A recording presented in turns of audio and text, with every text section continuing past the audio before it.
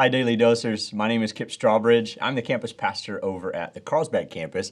And as we're looking at this story of Noah and the flood and the ark and Noah's ark, and I wanted to look today at a different lens that maybe isn't common to the story of Noah, and it's the idea of success. And this word success has kind of haunted me personally because when I was in high school, as the yearbook came out every year, we would always pass around these silly votes and popular polls of who had the best eyes, who has the best smile, who's the most athletic. And one of those categories was most likely to succeed. And for some reason, I was voted most likely to succeed, along with Melanie Partridge. So if you're out there, Melanie, maybe we've made it, who knows.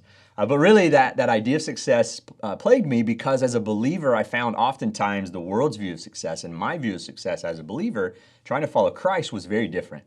And I think Noah would relate to this. So let's take a look at the story. There's three things that I noticed in this story as I looked through the idea of success with Noah's Ark, and it's this.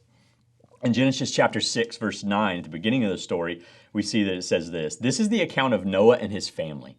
Noah was a righteous man, blameless among the people of his time, and he walked faithfully with God. You see, that stands out not just because Noah was faithful, but because of how wicked the world was. It goes on to say this in chapter 6, verse 5, actually right before that. It says this, the Lord saw how great the wickedness of the human race had become on the earth, and that every inclination of the thoughts of the human heart was only evil all the time. That's like the worst description of how evil the world could get that I could imagine. Every thought, all the time, only evil.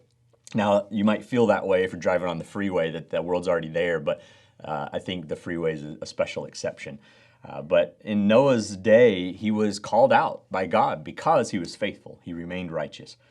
Even so, to the point that in Hebrews, as he's recounting the people of faith like Abraham and Enoch, Noah is included. It says this in Hebrews 11, verse 7. It says, by faith Noah, when warned about things not yet seen, in holy fear built an ark to save his family.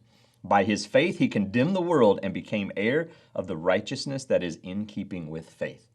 So we see through Noah's story that our righteousness and faith brings about a certain success in God's eyes, not necessarily the world's eyes. And that's part of the reason that I wrestled with it so much is the world will give us this idea of what success looks like, and we get tangled up in it and we chase after it. But God calls us to something different. God sees the world differently. Let's keep going. In Genesis chapter 7, verse 5, it says this. It said, Noah did all that the Lord commanded him. Now, that seems simple, right? It's like, oh, here, point 2, do what Jesus says. That's the summary of pretty much every sermon, every dose, every Bible study you've ever heard boils down to just that, to be obedient. And that's because at the very beginning, that's where it went astray. You see, another interesting point that I hadn't noticed in this story before was it says that when he gets off the ark, it says Noah, a man of the soil, proceeded to plant a vineyard. So he was a gardener. And I find that interesting because if you take it back to the beginning, where this disobedience all began was in a garden with Adam and Eve, when they had the option to choose to show God love by being obedient. They chose not to.